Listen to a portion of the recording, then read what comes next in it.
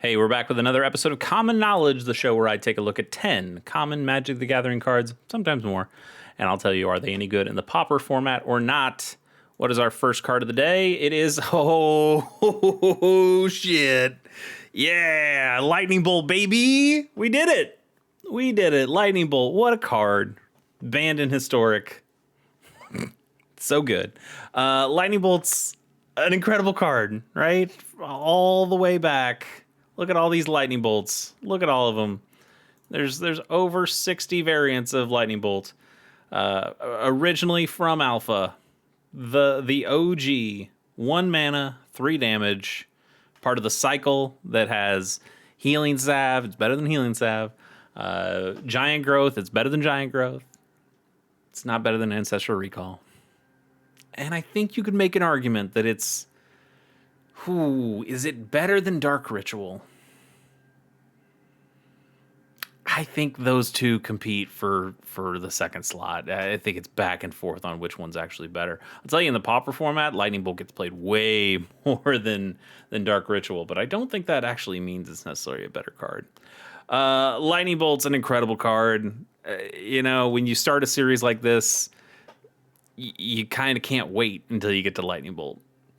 Brainstorm was a card that we got much earlier in our career of looking at common Magic the Gathering cards.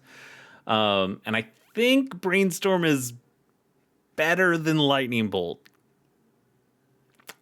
Man, is it though? It's so close. It's so close. Lightning Bolt, single red mana for an instant. Lightning Bolt deals 3 damage to any target. It's 1 mana for 3 damage at instant speed. This thing has killed so many players. It has killed so many creatures. It's a 4 of in almost every red deck in Pauper. If you're not playing 4 Lightning Bolts in your red deck, you better have a damn good reason why it's not a 4 of. It's so good. It's so good. I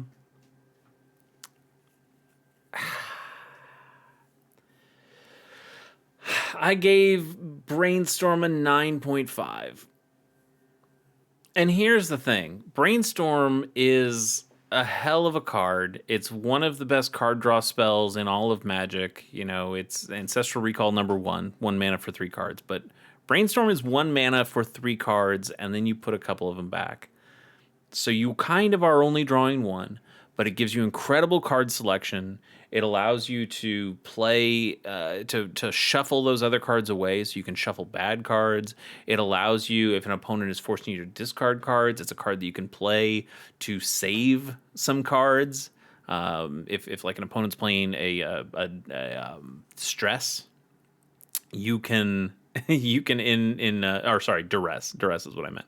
If your opponent plays duress, you can play Brainstorm in response, sneak a couple of cards that you want to save that duress could hit. Maybe they're the only 2 cards that duress could hit in your hand. You put those back on top of your deck where they're safe now, and you just show your opponent, oh, I'm sorry, I've only got lands and creatures. You can't do anything with the duress now. Brainstorm is really good. Really good. So good that I gave it a 9.5. The best score I've given to any card so far in this whole series.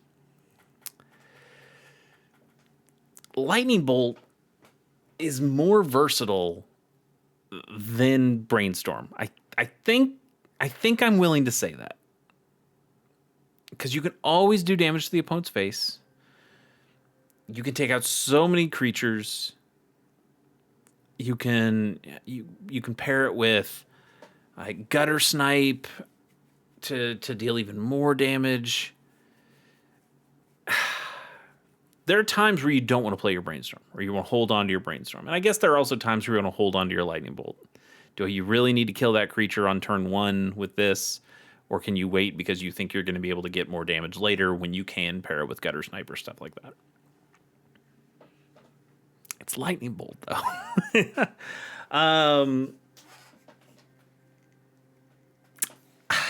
I can't choose. So I'm going to take the coward's way out. Lightning Bolt's a 9.5. Same score. Same score. Ah, Lightning Bolt, you're so good. I don't even like red. That's the thing. I don't like red in Magic. I like white. I like black. I have enjoyed some blue, and I like green. I don't like red, and yet, whenever I play red, you are a little bit joyous that, hey, at least I got Lightning Bolt. I know I've at least got Lightning Bolt on my side. What a card! One of the best cards we've seen. One of the two best cards we've seen on this entire series. Lightning Bolt. God, I just want to bask in it a little bit longer. What a great card. Do I have a favorite print of Lightning Bolt? I do like this one. I do have the one copy of this from the Magic Fest that came with your Mystery Booster 2 box that you got from Secret Lairs and stuff like that. It's really good with the Future Sight frame on it. I wish I had more. I also wish it wasn't just foil. If I could have this in non-foil, I'd find a way to buy 4 copies of this. I mean, I guess I could still buy 3 other copies. They're not that expensive. You know, I'm not buying this one for $650. But is there another Lightning Bolt that I really like? I mean, this is just the classic one, right? And these are good too. Don't get me wrong; those are also good. Mystical Archives one's pretty good. I mean, this is obviously really cool. There are a lot of cool Lightning Bolts out there. It's still the first one for me though. It really is. This is just said. Christopher Rush did a fantastic job on this. And it's my favorite. Yep, it is my favorite. The first one's the best one, if you ask me. Oh, what follows up Lightning Bolt? What could possibly follow up Lightning Bolt? Dark Writ? Are we gonna get Dark Writ? No. Fate Transfer. I'm gonna guess this is not as good as Lightning Bolt. Fate Transfer is 1 and a Dimir hybrid, so a blue or a black for an instant. Move all counters from target creature onto another target creature. Obviously very niche. In Shadowmoor, this was a set that was built around -1/-1 counters, so this could be kind of a removal spell in a way, or a way, almost a buff spell for your creatures. You find ways that you have a bunch of -1/-1 counters on your creatures, and you can now move them all off onto your opponent's creature. That's cool. Even if you weren't doing that, this is still versatile enough to work with +1/+1 counters or charge counters. It can only work on a creature though, so you can't, move a bunch of charge counters from one artifact to another. That's a different card that can do that. I don't even think it can do it all at once, right? Power Conduit. I think that only does one charge counter from one artifact to another. We've gotten all sorts of ability counters lately where you get counters for flying or vigilance or, all those sorts of things. Shield counters we've seen. You could potentially use stun counters with this and move stun counters from one of your opponent's creatures to another one of your opponent's creatures. Or if you have stunned yourself in some way. This doesn't, I'm thinking in Commander, this doesn't work with a Rixmathes because that's a Simic commander, and this is a Dimir card, and we have not changed to hybrid. We have not changed the hybrid rules yet, and I hope we don't. But, the idea that you could take the slumber counters off your own guy and move them on to something else. You can't do this with a Dark Depths because it's not a creature. I guess if you make your Dark Depths, if you animate your Dark Depths, you earthbend your Dark Depths into a creature, and then you can move all of the ice counters from your Dark Depths onto another creature, and then you have to sacrifice it to get your Merit Lage. Be a cool combo. Be a roundabout way of making that work, which I think most people would end up appreciating.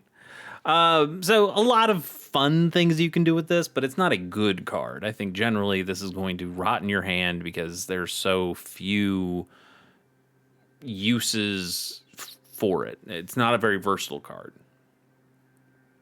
Did I just say it was kind of versatile? Like it is and it isn't, you know? If counters are on the field in some way, this is a versatile card. It can work with lots of different kinds of counters. It can work very positively or negatively. It can do a lot of things, but there are also a ton of games of Magic. I don't have the percentage in front of me, but there's a ton of games of Magic that sometimes don't use any counters at all. And then this card is worthless. Now, you're going to probably play this in a deck that has counters be used in some way. I don't know. You could probably work with this with like Lorwyn Eclipse with some of the cards that blighted, or put a bunch of -1/-1 counters on your own guys and then swap them over to your opponents. You could make that work, but you could also just play Cast Down. You could just kill the creature instead. What if you just did that? What if you just killed the creature? I gotta give this like a 2. I spent so much time talking about it. Not as much time as Lightning Bolt, but I spent a lot of time talking about it, and it doesn't deserve that talk. Sky Shroud Elf is 1 and a green for a 1/1 Elf Druid. You can tap it to add a green, or you can pay 1 to filter into a red or a white. That's cool. That is cool. That's you get a, obviously it's a too expensive Llanowar Elves. You don't want to pay twice as much for your Llanowar Elves, but for a Naya deck, that's cool. It's cool. Even like a Selesnya deck or a Gruul deck, or even like a 4 or 5 color deck. Just having a creature that's able to filter like this is really nice. And it can filter, with a lot of these filter creatures that you see, or filter artifacts, like a Prophetic Prism or something like that, they can only filter once. They have to tap to filter, or it says you can only do this once a turn. And it's fine. It's fine. Like we saw that with the Tarkir Dragonstorm guys. There's a cycle of commons for each of the guilds, cons, whatever. Houses? I forgot what we call those things. Clans. There you go. For each of the clans. Jesus. But those guys, I think, can only filter once a turn. So for this guy, like, hey, I don't know, you just generate infinite mana, and now you can generate infinite red or infinite white, or an infinite combination of red and white. That's probably pretty useful. The problem is, for most of the Naya decks that you'd see in Pauper, those decks are generally going to be Gates decks, and Gates is very good about not filtering mana, but fixing mana, because Gates can always get to, most Gates can get 2 forms of mana. They'll have a specific color they can do, and then you can choose the other color.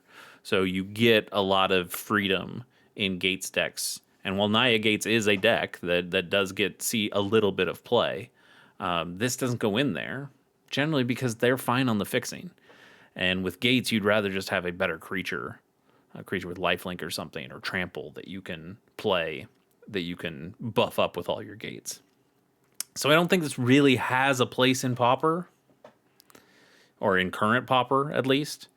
And it is an elf, but you wouldn't really play this in an elf deck, because the elf decks generally don't need the red or white mana, or they have other ways of fixing for mana when they do need it. But even when they do need mana, they're maybe looking for blue to play Distant Melody. They're not really looking for red or white in those decks. No, they're not really looking for red or white in those decks. And you just have better elves at that point that will get you mana, or get you more mana, or get you better kinds of mana than what Sky Shroud Elf can get you. But Sky Shroud Elf is a cool card, and I think it deserves something for that. I will end up giving it a 3.4, I believe. Halfway decent mana dork. Let's speed this up a little bit. Brago's Representative is 2 and a white for a 1/4 human advisor. While voting, you get an additional vote. How many voting cards? What if we say vote, and we say legal in Pauper? I want to know. This is obviously not speeding things up like I said I wanted to do, but 8 cards that mention voting. Do they actually mention voting, or do they just have the word vote in there?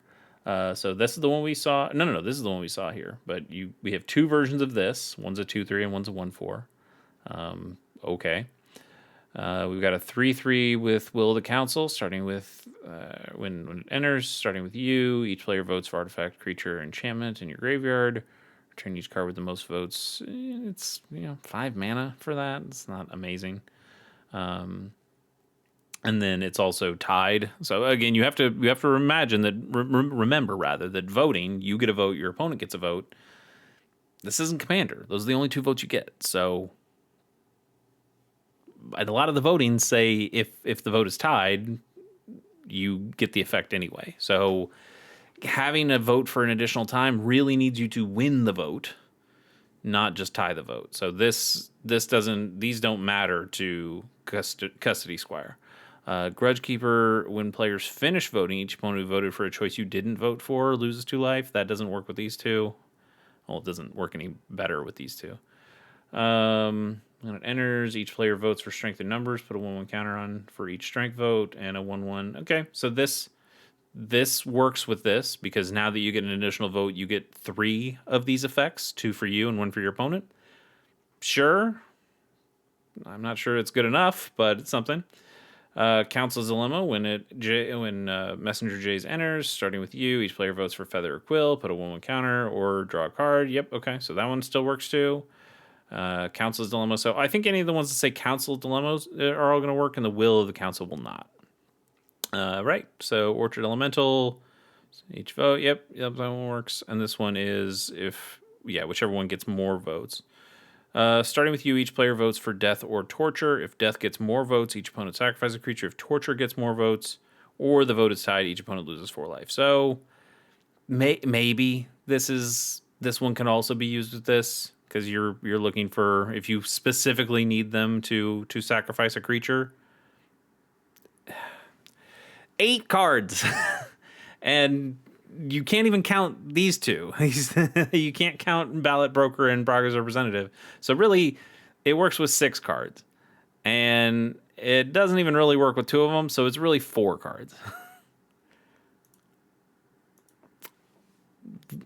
It doesn't matter. It just doesn't matter. So you're paying 3 mana for a vanilla 1/4, really. And that's not good. I will give this a 1.4. Partially as a joke for its power and toughness, but also it's just a bad card for Pauper specifically. Cleric of Chill Depths is 1 and a blue for a 1/3 Merfolk Cleric. Whenever this creature blocks a creature, that creature doesn't untap during its controller's untap step.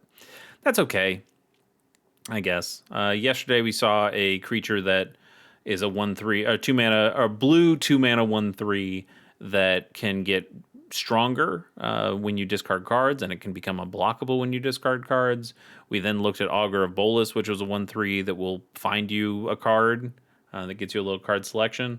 I think both of those are better than this guy. But this guy is a little bit of a scary thing to an opponent of, oh, I don't want to attack into that.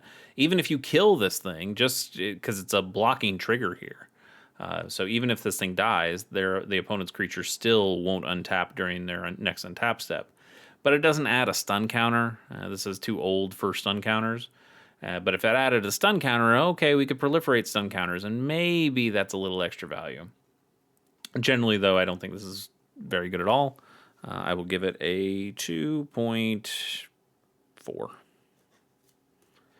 Next up, Suture Priest. Hell of a card. Love Suture Priest. Maybe not so much in Pauper, but definitely in Commander. This is a great card and can do some really dirty stuff. Suture Priest is 1 and a white for a 1/1 Phyrexian Cleric, and whenever another creature you control enters, you may gain a life. Whenever a creature an opponent controls enters, you may have that player lose a life. This could work in Pauper. Imagine your opponent's playing some kind of go wide deck. So every time a creature enters, it's not even just cast. Like, it's every time a creature enters. So if they play Battle Screech or something and they make a bunch of birds, they lose life on each of those birds. If they're playing the Mystic and they make birds for every spell they cast, they're losing life for every bird. And you're gaining life for every creature you play. The problem is it's a 1/1. Very easy to pick off with lots of different cards. But this is still potentially really good value. We see, Lunarch Veteran get played more often. That's a 1 mana spell that does the top half of Suture Priest, and it also can disturb, and so it can come back as a flyer later that will gain you life in a different way. That having, kind of 2 cards in one, giving you a little extra value out of that than Suture Priest can give you, or at least an extra body in that way than what Suture Priest can give you. I think generally we tend to go more that route. Sometimes even you'll see like the Bloomburrow Rabbit. That's a 1/2 that whenever another creature enters, you gain a life. Just because it has that other point of toughness, it stays alive a little bit more. You'll see Soul Warden be played sometimes in Pauper, less so than it used to be, but still, like that's both creatures that you play and your opponent play, or rather creatures that enter on your side or the opponent's side. You gain life for both of those, so that's you can play go wide and gain a lot more life sometimes than what Suture Priest can do. Or because it also works with your opponent's creatures is what I mean. So if they're playing more creatures, you're also gaining life. So if you care more about gaining life than your opponent losing life, which generally you would rather your opponent lose life. But if you're going for a full life gain build, then something like Soul Warden is generally better than Suture Priest. Suture Priest is still really cool, though. And I'd really like to see somebody build more around Suture Priest. Because I think it's a good card. I'm gonna give it a 4.1, I think. Really cool card. Sun Collared Raptor is 1 in a red for a 1/2 dinosaur with trample, and you can pay 2 in a red, and this creature gets +3/+0 until end of turn. You gotta respect this because it does have infinite combo potential. If you're able to make infinite mana, specifically infinite colored mana, because you're going to need the reds for all these, being just a creature with trample and this ability that you can play at instant speed, you could just make this thing a 1,000,002, and then it goes and it crushes your opponent. That's pretty good. You got to respect that. Generally, the card's not amazing, though. It's not. Most of the time, you're not going to do a heck of a lot with it. So if you do see it in an opponent's deck, you got to know, oh, they've got infinite combo potential. And then you might know to target this thing. So I think it's kind of a trap in that way. There are easier ways of killing your opponent when you have infinite mana available to you. And I think you're giving away the game by playing a card like this. Because why else would you play it unless you're doing the infinite? And yet, I still need to give it some points, knowing that it can be a finisher when you have infinite mana. So I will end up giving it a 3.5, but that is a very weighted 3.5 for that combo potential. Defender of Law is 2 and a white for a 2/1 human knight with flash and protection from red. That's okay. 3 mana is a little too much for it, but in terms of just cards you can sideboard in against mono red decks, or sometimes even Rakdos decks. Probably not Rakdos decks. They'll just kill it with like a cast down or something. But mono red madness, or bully or aggro style decks, you might still want to bring this in. It can block a lot of stuff. Flash speeds, not too bad. 3 mana is a lot, though. You'll sometimes see Bogle's decks use creatures with protection from red, because then the red decks can't kill those before you're able to put a bunch of auras on them. So, but the ones they use are like is it Sky Shroud Falcon, some kind of falcon that has protection from red and flying. So you like having the flying on that creature. And this guy has flash instead. And the flash, I don't know, probably isn't as useful. The falcon's also cheaper than this. It's not great. It's not great. I talk all the time about a night deck in Pauper. I don't even think this would make the sideboard in even with the protection part. I'll give it a 2.3, I think. Safe Right Quest is a Selesnya hybrid, so a green or a white for a sorcery. Search your library for a forest or plains card, reveal it, put it in your hand, and then shuffle. So you get like a lay of the land, but white could play it. Mono white could play it. Now, you can only get a forest or plains, but you can also get a forest or a plains, not just a basic one, but any of them. That's not bad. That's really just not bad. I don't think you really are going to see this be played in Pauper.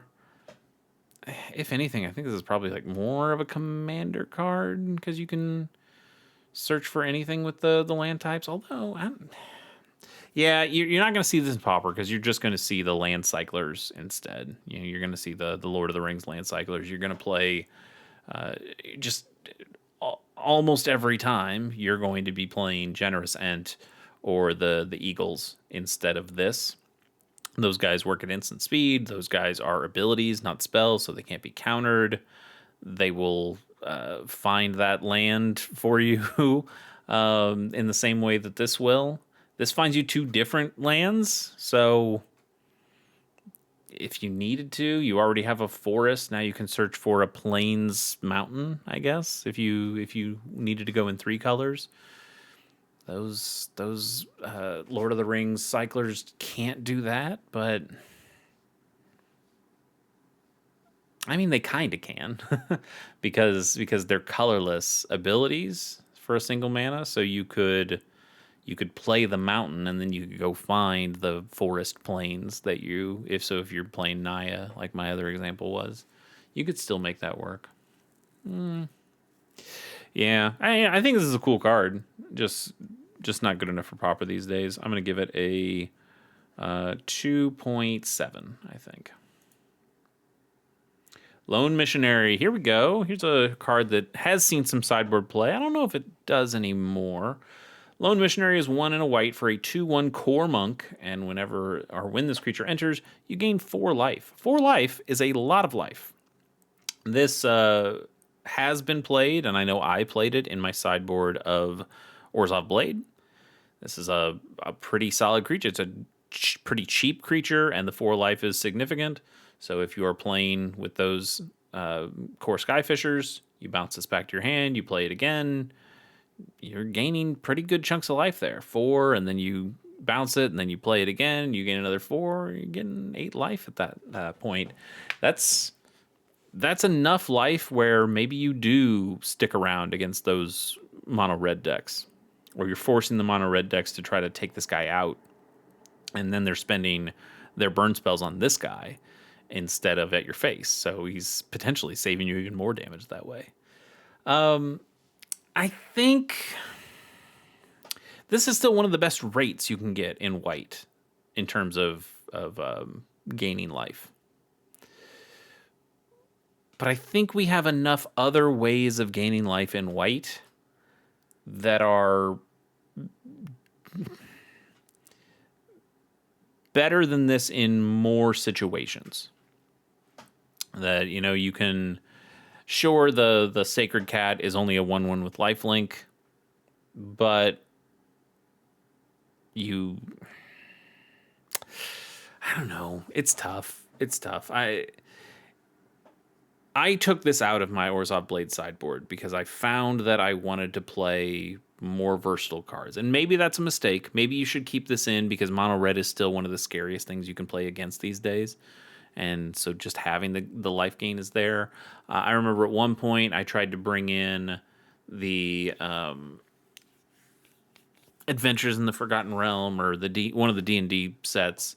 There's a guy who can gain you a couple life when he comes into play, but he could also destroy an enchantment, or maybe he had even a third ability on him. And you're like, oh, well, that's just more versatile. I can use this in more situations. Maybe it's a better sideboard card. And I think it is generally. So I'm gonna say it kind of really depends on your meta. If you're playing against a lot of mono red decks, this card becomes a lot better as a sideboard piece.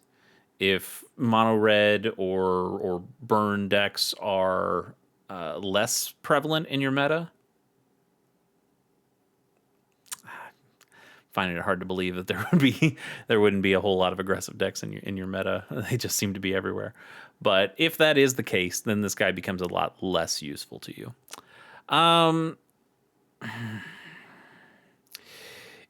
He's above a 5 for sure, but I think he's one of those cards that we're waiting for something slightly better to come around, and I think we will eventually get that. So we're just kind of wait. He's there. He's a seat filler. He's temporary, you know. But for now, he gets the jersey. He gets to be on the bench, and for that, let's go ahead and give him a 5.2. All right, let's do a bonus card and let's get out of here. Drooling Ogre, 1 and a red for a 3/3 Ogre. Whenever a player casts an artifact spell, that player gains control of this creature. Not very good. Like it's a 2 mana 3/3, which is a good rate, but there's so many artifacts in Pauper. And this does say cast, so they can't just find a way to make a clue token or something. They actually have to play an artifact spell. And you can probably play artifact spells right back. But also, when they gain control, this happens at instant speed, too. So, I guess you'd need artifacts with flash at that point. But I think it's too easy to lose this guy and have him work against you. And that's not ever going to feel good. And even when he doesn't work against you, he is still just a 2 mana 3/3 that's basically vanilla. Not particularly good. Great art, though. Great art. Let's go ahead and give this thing a 2.2. Sounds good to me. Well, thanks for joining me. We had Lightning Bolt. Lightning Bolt, baby. It's so good. We'll see you on the next one where we won't have any cards nearly as good as Lightning Bolt. Until then.